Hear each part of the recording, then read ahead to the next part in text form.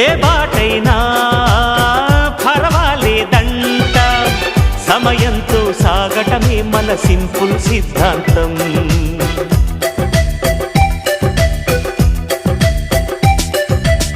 చిరుగాలికి పరిమళమిచ్చే సిరిమల్లెల వనమై ఉందాం, గగనాన్ని నేలను కలిపే హరివిల్లుల వంతెన అవుదాం.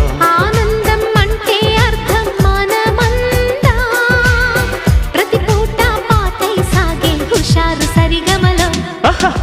ఎన్నో ఎన్నో రాగాలుండే సంగీతం కాదా, చల్లకి నవ్వుల కేరింత.